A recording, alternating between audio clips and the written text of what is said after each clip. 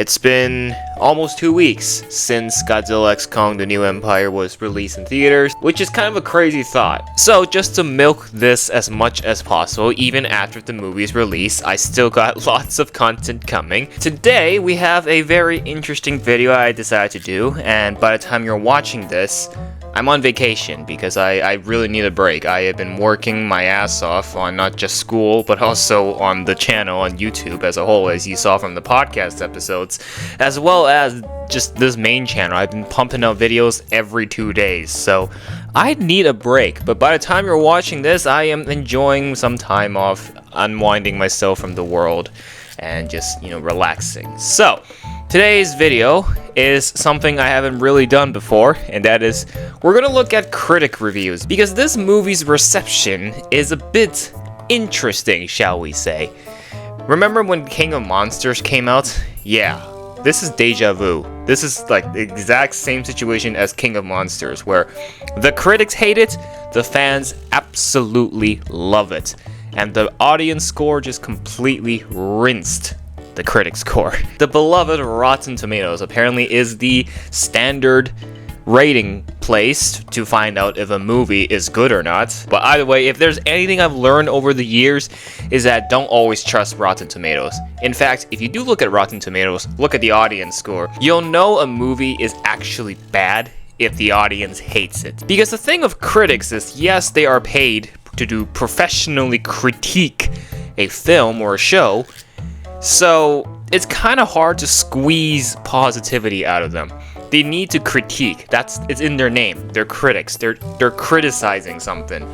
So unfortunately, this movie kind of took the brunt of it from the critics. Granted, it's a higher score than The King of Monsters, but what I'm genuinely curious is we're gonna look at some of the critic reviews, and we're going to basically just see what goes through their brain, what is going through their thought process, and why do they think the movie sucks. Now, keep in mind, this is a 54%, which is pretty good, meaning that half the critics love it, half the critics hate it. It's a 50-50, that's how percentages work. Not every critic is gonna say this movie is trash, it's not as good as -1, and all that, so I want to see the ones that actually dislike the movie strongly, and see if they have some valid points, or, they're just straight up hating because they don't know what a good fun movie is. So that is what we're going to do today. Let me add a quick disclaimer that these critics, they do this as their job. So please do not, if you find any of their profiles, don't go threatening them or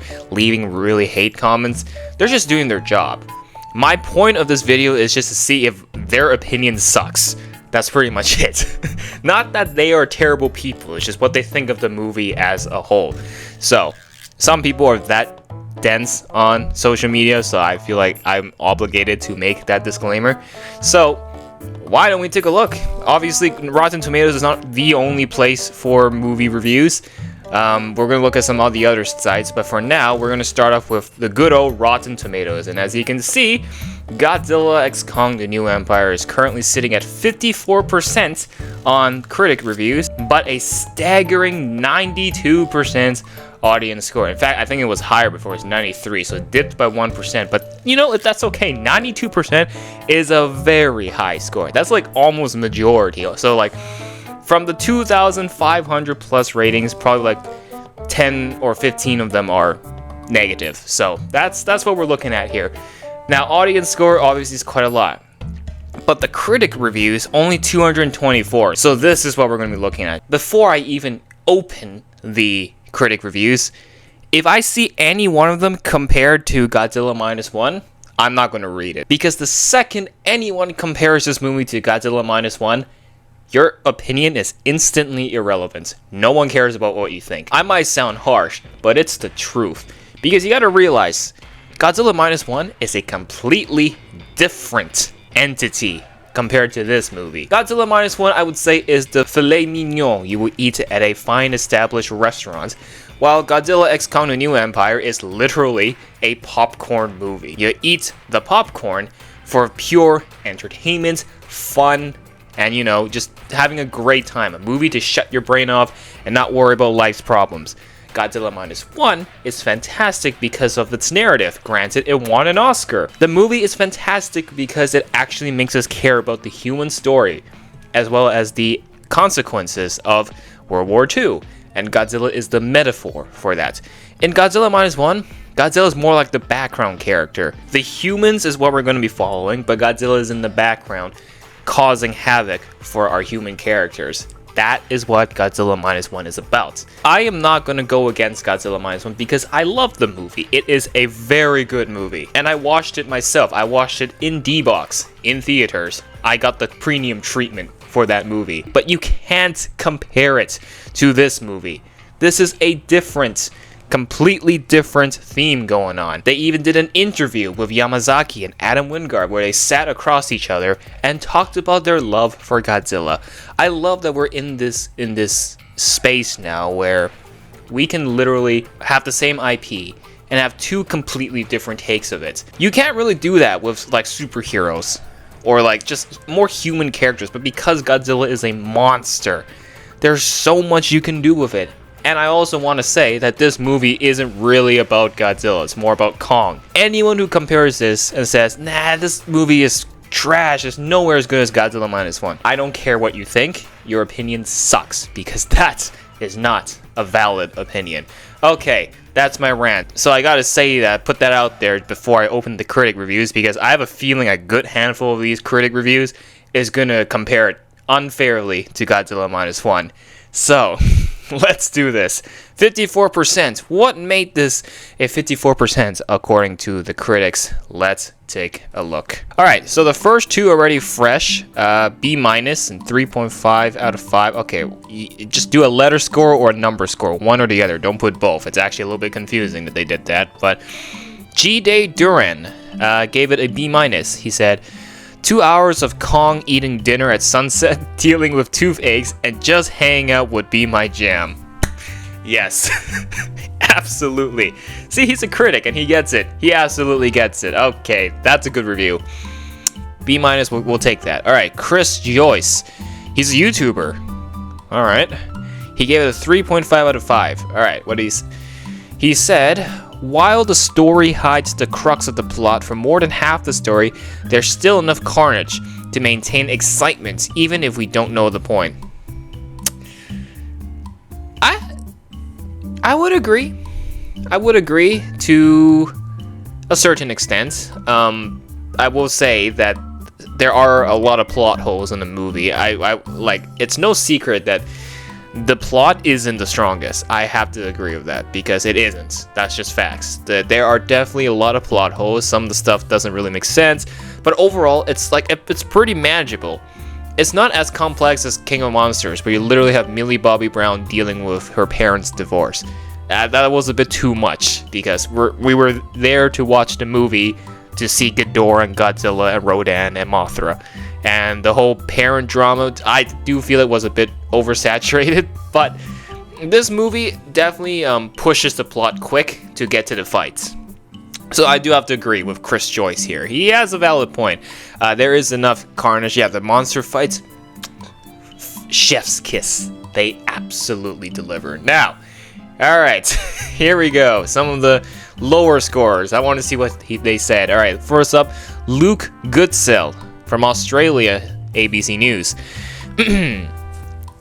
For a movie that features Kong and Godzilla going up against a super ape riding a radioactive dinosaur, it's surprisingly dull, devoid of much in the way of wonder, soul, or the genuinely strange. What does that supposed to mean? Devoid of much in the way of wonder, soul, or the genuinely strange. I guess the wonder and soul part, I guess he was talking about like, where is the emotional wow impact of it? The soul? But I don't get what he means by the genuinely strange. What is that supposed to mean? The movie does have some strange moments, alright? Hell, Kong used the kid as a weapon, so you do get genuinely strange, but I don't know what he means by that. Interesting. Anyways, I don't know. Alright. I guess I mean, he does have a point here. Kong and Godzilla are going up against a super ape riding a radioactive dinosaur. I like that one.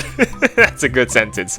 That's a good line. Alright, next up. Victoria Luxford from City AM says, Godzilla x Kong arrives just a few months after... Okay, and there's our first Godzilla -1 comparison. When even the giant monsters are boring for most of the running time, what are you left with?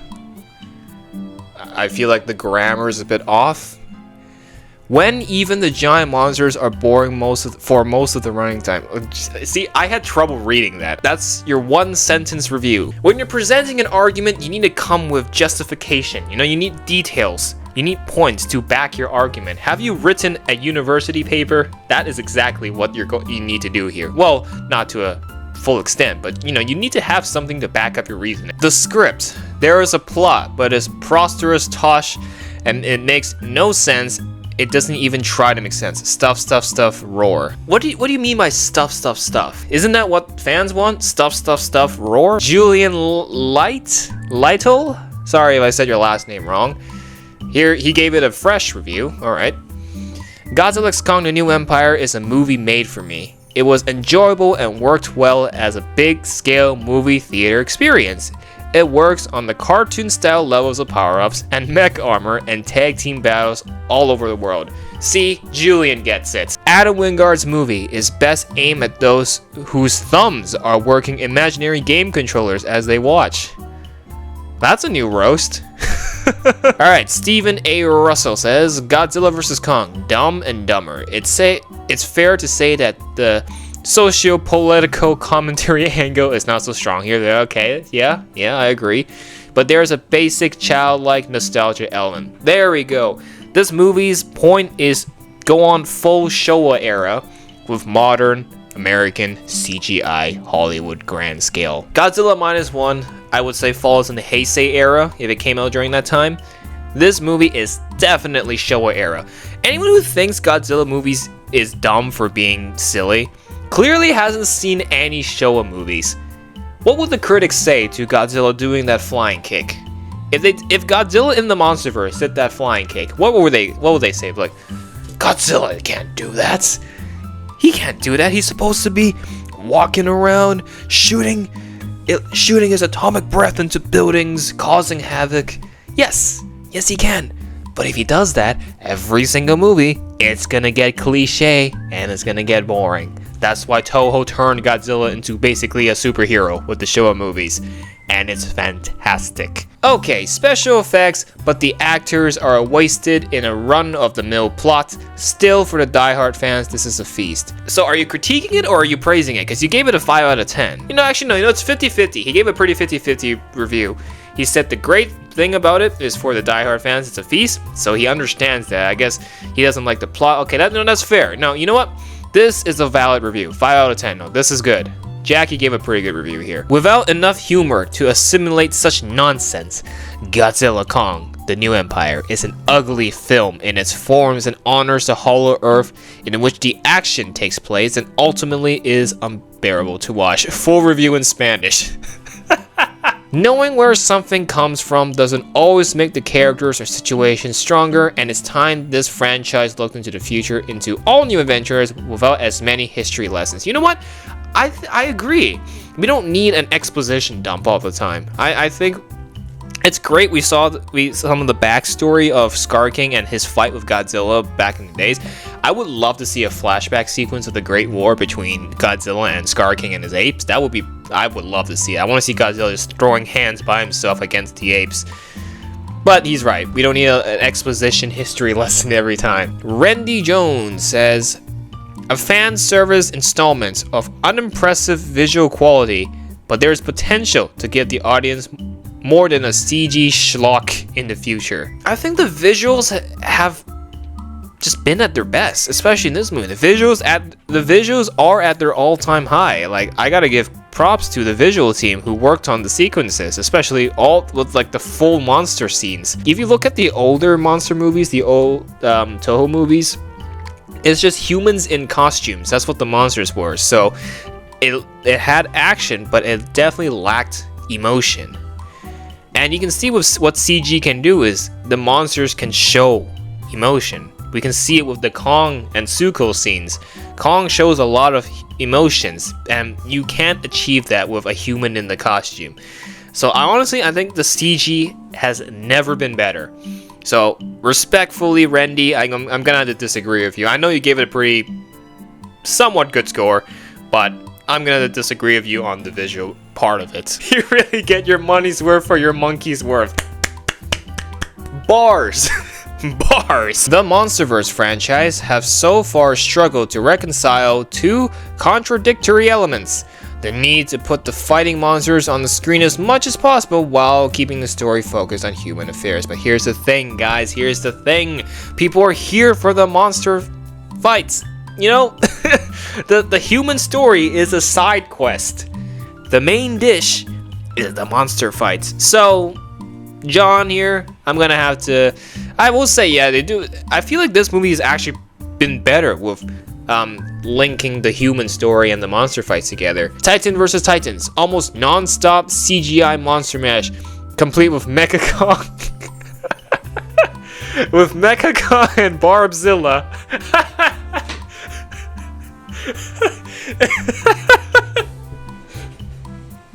Technically, yes. Technically, we got Mechakong. Barbzilla. A script that is basically a hastily scribed cartoon and a tinge of Dan Stevens' lunacy mostly equals a ridiculous fun time at the theater. And he gave it a 5.5 out of 10. So was it a bad review? Seems like he's praising it. It's monumentally stupid, with terrible dialogue, phoned-in performances, weightless CGI, and all the fidelity to physics of a Looney Tunes cartoon. It's also a total blast and easily the best MonsterVerse film outside of maybe Kong Skull Island. Godzilla and King Kong used to have a beef. Now they've kissed and made up. There's no real meat in this generic big creature smackdown. They fought in this movie. Have you watched the movie? Did you fall asleep or went to the bathroom during the Egypt fight? Mothra came in and said, "You guys need to chill and work together." The humans simply exist to read out the Wikipedia plot summary. Expositionary monkeys, if I may. That's a new one. Wikipedia plot summary, guys. Alright, Rich here says, director Adam Wingard tries but can't make the action mayhem hold our attention. What? No! No! The action is what keeps you locked in. And what is that supposed to mean? It's never more than pointless carnage. But we love pointless carnage! And the filmmaking briefly ignores the millions of humans who perish in all this full-on destruction. Okay, Rich, let's make something clear. This is fiction. Alright, this is fiction. If they go on to explain all the humans who perished in the destruction, yes, granted, there are probably some people who died in Rio. They obviously, everyone in Rio had no idea that the monsters were gonna come to their city to fight. So when they did show up, they had little to no time to evacuate the people. So I am not gonna go on and say everyone survived. I'm pretty sure there are some people who died. I'm not saying we shouldn't care about humans dying. It is a terrible thing. We turn on the news and we see like an event that has caused some people to die. That is terrible. You don't want people to die because life is too valuable. But this is a fiction movie. Have you ever watched the Avengers and went, damn, all the people that died in the fights, that sucks? Yes, they really explained that in Captain America Civil War. That the whole point of that movie was to show the Avengers the consequences of citizens, the consequences of normal humans that they have to suffer because of the superheroes' actions. Sure, they're here to save the day, but at what cost? That is what Godzilla Minus One is basically talking about. That is what Godzilla Minus One is for. This movie, and you saying it's action mayhem with pointless carnage, is the whole reason why people will pay tickets to see this movie. To sit down in the movie theater and be awed by the action mayhem. If you want a piece of MonsterVerse content that explains the millions of humans who perish in all this destruction, you should watch this show called Monarch: Legacy of Monsters that does exactly that, talking about a human family's consequences of living in a world where monsters exist. They literally pick up on the aftermath of the San Francisco fight. So, Rich, go watch that show.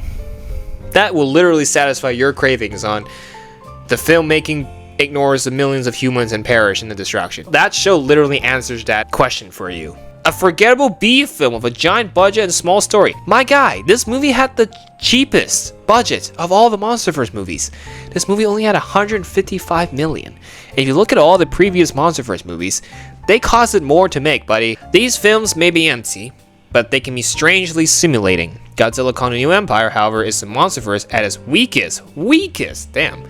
Its spectacle is even duller than the story, which is already nonsensical. What? No, it should have been the story is more duller than the spectacle. The spectacle absolutely delivered here. I will say King of Monsters has some really good shots, and so did Godzilla 2014, but this movie's spectacle is the giant monsters fighting on screen. And I think that is basically it. Like, a lot of these reviews are starting to be cliche. It's just, people are saying the same things, but like, look, we'll give critics the benefit of a doubt. I do agree with actually a handful of the reviews, the negative ones. I do agree for a majority of them, but there are just some that are just, huh? Like, I'm just like, what movie did you watch? I feel like for critics, you can't critique a movie on one viewing. Especially if you're a professional critic being paid to review the movie, I think you need at least like 2 or 3 viewings, because you're going to miss a bunch of stuff the first viewing. That's why I saw the movie 3 times. So honestly speaking, if I was a critic, I would watch the movie a couple times first, think about it for a bit, and then give my review on it, the good, the bad, and the ugly, and then my final score. This movie was fantastic, but I'm not going to praise it to the end of the day. This movie did have flaws. It was not perfect. I gave it a 9 out of 10. I know in my review I said 9 out of 10. I do agree with some of the critiques of the plot, which is it's dull. There's a lot of things that wasn't explained. I do agree. There's some stuff that could have been explained. There's a bunch of plot holes. So I would definitely like to say the plot is better than some of the previous MonsterVerse movies, but it can definitely be improved. Godzilla Minus One created this expectation, and people are, expecting high quality Oscar-winning movies every single time a new movie comes out. If that happens, I'm gonna be honest with you, a good chunk of movie audiences will stop watching movies, because everyone's taste is different, and for some people, a popcorn flick like this is exactly what they want. For me, it works. But for some other people, they just think it's just CGI stupidity. It's really down to taste.